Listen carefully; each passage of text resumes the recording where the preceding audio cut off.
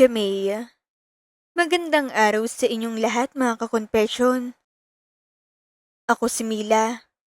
Ang kwentong ibabahagi ko sa inyo ay hindi lang tungkol sa sakit ng pag-ibig, kundi tungkol sa kung paano muling bumabangon ang isang babaeng itinuring na marupok at nagkamali.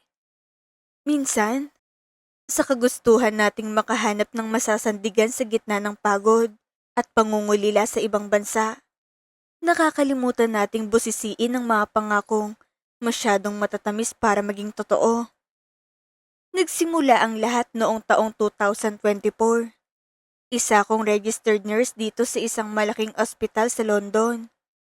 Sa edad na 32, masasabi kong ang buhay ko ay isang walang katapusang cycle ng duty, pag-aalaga sa mga pasyente, at pag-iisip kung sapat bang ipinapadala kong pera sa Pilipinas para sa dalawa kong anak. Bilang isang single mom, doble ang kayod ko. Sa bawat 12-hour shift na ginagawa ko, minsan umaabot pa sa overtime. Pakiramdam ko, unti-unting nauubos ang lakas ko. Tuwing madaling araw, habang tahimik ang ward at tanging tunog ng monitor ng pasyente ang maririnig, napapaisip ako kung tama bang lahat ng sakripisyong ginagawa ko. Sa bawat tusok ng karayom, sa bawat pag-aasikaso ko sa mga matatandang pasyente na halos wala nang kasama sa buhay, nakikita ko ang sarili ko, mag-isa, lumalaban, at tumaasang balang araw ay magiging sapat ang lahat ng paghihirap ko. Pag-uwi ko sa maliit kong apartment, sasalubong sa akin ang malamig na hangin. Tahimik, walang ingay, walang naghihintay. Minsan, hindi ko na nga pinapatay ang ilaw dahil ayokong maramdaman ng sobrang lungkot. Ang tanging nagbibigay buhay sa akin ay ang video calls ng mga anak ko. Ang kanilang mga ngiti, ang simpleng, "Miss ka na namin, Mama," na siyang nagpapaiyak sa akin gabi-gabi. Walang sustento mula sa tatay nila. Simula nang maghiwalay kami, ako nang naging nanay at tatay. Mahirap, Miss Jamie. Napakahirap maging mag-isa sa bansang hindi mo naman kinalakihan. Malamig ang panahon dito, pero mas malamig ang pakiramdam kapag pag-uwi mo, wala kang makausap na kapantay mong isip. Wala kang masandalan kahit sandali lang. Isang gabi, matapos ang isang nakakapagod na night shift, halos hindi na ako makaramdam ng katawan ko. Nanginginig ang kamay ko sa pagod habang tinatanggal ko ang gloves ko. Doon ako niyaya ng isang common friend na lumabas. "Kahit kabilang Mila, ang kailangan mo rin magpahinga, no?" Sa totoo lang, gusto ko nang tumanggi. Gusto ko na lang matulog. Pero may kung anong bahagi sa akin ang sabik makaramdam ulit ng normal na buhay. Yung hindi lang trabaho at responsibilidad. Doon ko nakilala si Mark. Tahimik siyang nakaupo sa isang sulok ng cafe. Nakaayos ang damit. Mukhang bagong galing sa trabaho. May kakaiba sa kanya eh. Hindi siya yung tipo ng lalaking maingay o palabiro. Pero may presensya siyang nakakagaan ng pakiramdam. "Hay Mila, Engineer Mark pala. Balita ko, ikaw ang pinakamasipag na nurse sa ward nyo." Bungad niya sa akin, sabay ngiti. Yung ngiting parang totoo, hindi pilit, at parang may init na agad na bumabalot sa iyo. Hindi ko napigilan mapangiti. Sa dami ng pagod ko, iyon na yatang unang beses na may pumuri sa akin ng ganoon. Hindi bilang empleyado, kundi bilang tao. Sa una, casual ang lahat. Simpleng kwentuhan tungkol sa trabaho, sa buhay sa abroad, sa hirap at lungkot na parehong nararanasan naming dalawa. Pero habang tumatagal ang usapan, napansin kong komportable ako sa kanya. Parang matagal ko na siyang kilala. At doon nagsimula ang lahat. Araw-araw na siyang nagpapadala ng mensahe. Hindi nawawala. "Kumusta duty mo? Kumain ka na ba? Huwag mong kalimutan magpahinga." Simple lang, 'di ba? Pero para sa isang babaeng sanay na siya lang nag-aalaga sa sarili niya, ang mga salitang iyon ay parang yakap sa gitna ng lamig. May mga gabing pagod ako, pero magigising ako sa notification ng message niya. At kahit isang, "Good night, Mila. Proud ako sa'yo." Yun lang yun. Parang biglang gumagaan ng lahat. Unti-unti, nasanay ako sa presensya niya. Nasanay akong may nag-aalala. Nasanay akong may nag-aantay. Nasanay akong hindi na nag-iisa. Noong nagpakilala siyang binata at naghahanap ng seryosong relasyon, nagdalawang isip pa ako. Alam kong mga priorities ko. Alam kong hindi basta-basta dapat nagpapapasok ng tao sa buhay ko, lalo na't may mga anak akong dapat protektahan. Pero si Mark, hindi siya sumuko. Ipinakita niya sa akin ang consistency. Hindi siya nawawala kahit kailan. Hindi siya nagbabago ng ugali. At higit sa lahat, tinanggap niya ang buong pagkatao ko, pati ang pagiging ina ko. Mila, hindi hadlang ang mga anak mo. Kung mahal kita, kasama siyempre sila doon. Sabi niya minsan, habang naglalakad kami sa Hyde Park. Napatigil ako noon. Hindi ko nga alam kung iiyak ba ako o matutuwa. Sa gitna ng malamig na hangin, pakiramdam ko may yumakap sa puso ko. Akala ko, siya na ang sagot sa mga dasal ko. Sa mga sumunod na linggo, mas naging malalim ang samahan namin. Simpleng dinner pagkatapos ng trabaho, mahabang lakaran, at mga usapang umaabot hanggang madaling araw. Hanggang sa dumating ang punto na hindi ko na napigilan ang sarili ko. Unti-unti, nahulog ang loob ko sa kanya.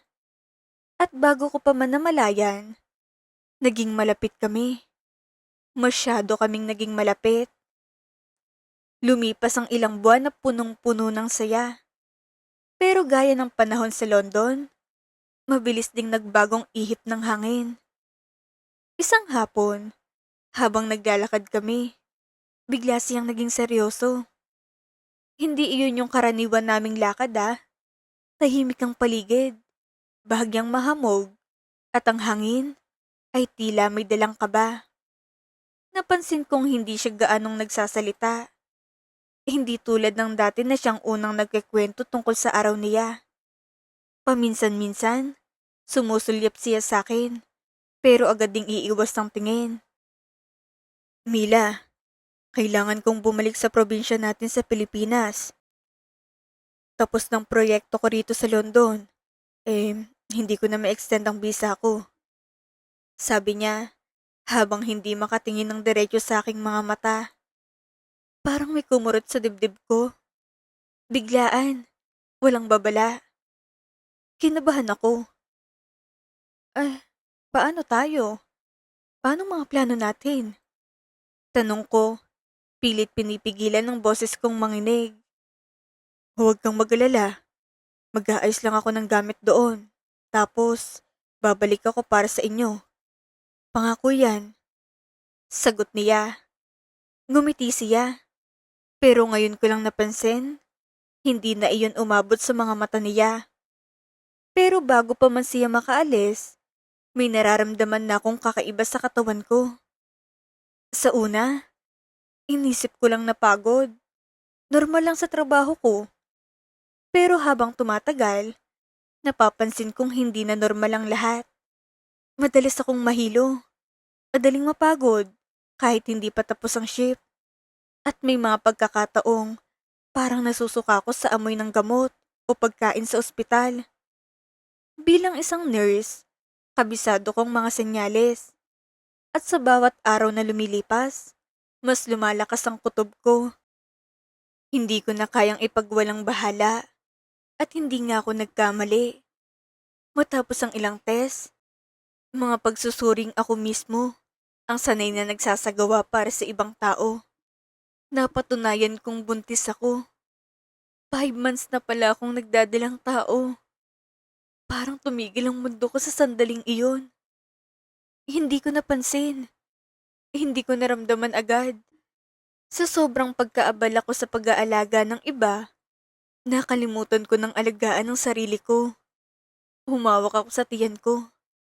At sa unang pagkakataon, naramdaman kong kakaibang halo ng takot at pag-asa.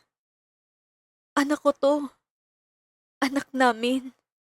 Agad ko itong sinabi kay Mark sa pamamagitan ng video call. Kinakabahan ako habang naghihintay na sagutin niya. Paulit-ulit kong iniisip kung paano ko sasabihin, kung paano ko iaahin ang balitang iyon na para sa akin ay isang himala.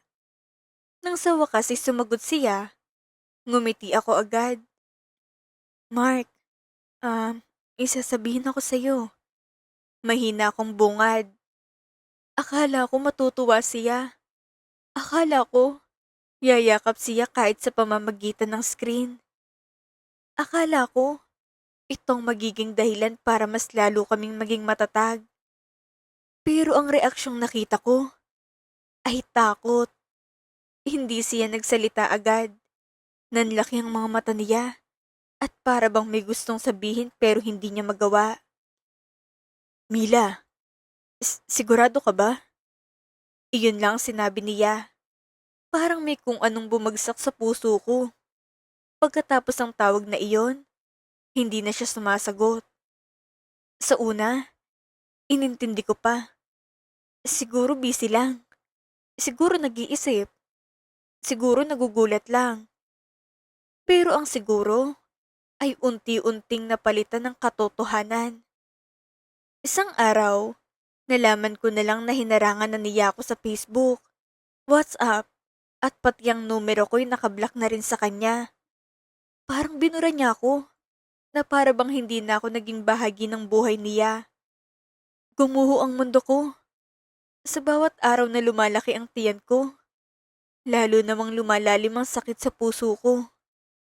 Kailangan kong pumasok sa ospital, ngumiti sa mga pasyente, at alagaan sila. Habang ang sarili ko ay unti-unting nadudurog. May mga pagkakataong nasa break room ako. Tahimik lang, pero hindi ko mapigilang umiyak. Minsan sa banyo. Doon ako nagtatago para lang ilabas ang sakit. Paano ko sasabihin sa pamilya ko sa Pilipinas? Paano ang trabaho ko? Paano ang kinabukasan ng mga anak ko? Ang daming tanong, pero walang sagot. Dahil hindi ko na maitago ang aking kalagayan, naglakas loob akong lumapit sa aming hospital matron, ang aking head nurse. Kinakabahan ako habang kumakatok sa opisina niya. Pakiramdam ko, iyon ang araw na mawawalang lahat sa akin. Ang trabaho ko, ang respeto nila sa akin, at ang natitira kong lakas ng loob. Pagpasok ko, hindi ko na napigilan ang sarili ko. Umiiyak ako habang nagtatapat sa kanya. Halos hindi ko na mabuo ang mga salita ko. Akala ko'y tatanggalin ako sa trabaho o huhusgahan. Pero hinawakan niya ang kamay ko. Mahigpit, mainit, totoo. Mila, you are a great nurse and a wonderful mother. Don't worry, we will help you. Sabi niya. Sa simpleng mga salitang iyon, para akong muling nabuhayan. Doon ko naramdaman na sa gitna ng kadiliman, may mga tao pa palang may mabubuting puso. Tinulungan niya akong ayusin ang aking maternity leave. Ang mga papeles, ang schedule, pati ang mga dokumento para sa pansamantala kong pag-uwi sa Pilipinas para doon manganak. Hindi niya ako hinusgahan. Hindi niya ako iniwan. At sa panahong halos wala na akong malapitan, siyang naging sandigan ko. Pero bago ako umuwi, sinubukan ko muli siyang tawagan gamit ang ibang numero. Sa huling pagkakataon, gusto kong marinig ang paliwanag niya. Kahit isang salita lang, kahit isang katotohanan lang. Isang ring, dalawa, tatlo. Halos tumigil ang paghinga ko. May sumagot, pero hindi boses ni Mark ang narinig ko. Boses ito ng isang babae. Hello? Sino to? Bakit mo tinatawagan ng asawa ko? Matapang na tanong ng babae. Para akong binuhusan ng malamig na tubig. Nanghina ang tuhod ko. "A- Asawa?" Tanong ko, halos pabulong. Oo, asawa niya ako sa loob ng 7 taon. Eh sino ka ba? Sa sandaling iyon, parang gumuho ang lahat ng natitira sa akin. Ang bawat alaala namin, ang mga ngiti, ang mga pangako, ang mga yakap, biglang nawalan ng saysay. Doon ko tuluyang nalaman ng katotohanan. Ang engineer na pinagkatiwalaan ko, ang lalaking nangakong tatanggapin ng mga anak ko, ay may pamilya na pala sa loob ng 7 taon. Pinaglaruan lang niya ako habang narito siya sa London. Ginamit niyang kalungkutan ko para makuha ang gusto niya. Nang umuwi ako sa Pilipinas, hindi naging madali. Ang mga masasakit na salita mula sa ilang kamag-anak ay parang mga saksak sa puso ko. Nurse ka pa naman, pero nagpaloko ka. Ay, ang tanda mo na, nauto ka pa. Iyan ang mga naririnig ko. Paglapag ko pa lang sa airport, ramdam ko na agad ang bigat. Hindi lang ng katawan ko dahil sa pagbubuntis, kundi ng lahat ng dinadala kong emosyon. Habang hinihila ko ang maleta ko palabas, parang bawat hakbang ay may kasamang kabathiya. Paglabas ko, nakita kong pamilya ko. May mga ngumiti, may mga tila nagpipigil ng tanong, at may ilan na hindi maitagong panghusga sa kanilang mga mata. Hindi pa man ako nakakapagpahinga, naririnig ko ng mga bulungan. Mila, anong nangyari sa iyo? Nasaan na yung sinasabi mong lalaki? At maya-maya, dumating ang mga salitang hindi ko inaasahan na manggagaling sa sarili kong dugo. Sayang ka. Nagpunta ka pa ng abroad para lang magkamali. Bawat salita, parang patalim na paulit-ulit na tumatama sa puso ko. Gusto kong sumagot. Gusto kong ipagtanggol ang sarili ko. Pero wala na akong lakas. Ang kaya ko nalang gawin ay lunukin ang lahat ng sakit at piliting tumayo. Pero sa gitna ng lahat ng iyon, may dalawang pares ng matang sumalubong sa akin. Ang mga anak ko. Tumakbo sila pupunta sa akin. Yakap ng mahigpit na para bang wala silang pakialam sa kung anong nangyari. Ma, miss ka na namin. Doon ako tuluyang napaiyak. Hindi dahil sa sakit, kundi dahil sa pagmamahal na kahit kailan ay hindi ako hinusgahan. Hinawakan kong mga mukha nila, pinunasan ng sarili kong luha, at saka ko hinaplos ang tiyan ko. Tinignan kong dalawa kong anak na sinalubong ako sa airport. Tinignan kong lumalaki kong tiyan. Sabi ko sa sarili ko, Mila, hindi ka pwedeng sumuko. Sa mga sumunod na araw, hindi naging madali ang lahat. May mga umagang gigising ako na mabigat ang pakiramdam. May mga gabing hindi ako makatulog. Iniisip kung paano ko haharapin ang kinabukasan bilang isang ina ng 3 anak na mag-isa. Pero sa bawat pagkakataong pinanghihinaan ako ng loob, naaalala ko kung sino ako. Isa akong nurse. Isang babaeng sanay humarap sa kamatayan at buhay araw-araw. Isang babaeng kahit pagod na, tumatayo pa rin para mag-alaga ng iba. Ginamit kong katatagan ko bilang isang nurse. Kung kaya mong magligtas ng buhay ng ibang tao, bakit hindi ko kayang iligtas ang sarili ko at ang mga anak ko? Hindi ko kailangan ng isang lalaking manloloko para mabuhay ng maayos. Ang pagiging nurse ko sa London ay isang blessing na gagamitin ko para mabigyan ng magandang kinabukasan ng sanggol na paparating. Unti-unti, bumangon ako. Nagplano, nag-ipon ng lakas ng loob. At higit sa lahat, pinili kong mahalin ulit ang sarili ko. Ngayon, handa na akong harapin ang bukas. Bit-bit kong aral na ang tunay na pagmamahal ay hindi matatagpuan sa mga salita ng ibang tao, kundi sa kung gaano mo pinapahalagahan at nirerespeto ang iyong sarili. Hindi ako biktima, ako'y isang survivor. Sa tuwing tinitignan kong mga anak ko, lalo ng sanggol na unti-unting lumalaki sa sinapupunan ko, nararamdaman kong bagong pag-asa. Hindi man naging perpekto ang kwento ko, pero ito nang naging daan para mas makilala ko ang sarili ko, ang aking lakas, ang aking halaga. Hindi na ako yung dating Mila na naghahanap ng pagmamahal sa iba. Ngayon, ako na yung Mila na marunong nang pumili kung sinong karapat dapat manatili sa buhay niya. Ang aral na natutunan ko sa mapait na karanasang ito ay huwag agad ibibigay ang buong tiwala, lalo na kung ang pundasyon ay mga pangako lang na walang katibayan. Bilang mga babae, kailangan nating maging matalino. Hindi dahil sa tayo ay lonely o kailangan ng katuwang ay hahayaan na nating tapakan ang ating dignidad. Ang pagkakamali ay bahagi ng pagkatao. Pero ang pagbangon at pagkatuto sa pagkakamaling iyon, ang tunay na sukatan ng ating lakas. Kayo mga ka-confession, anong aral ang inyong nakuha sa kwento ni Mila?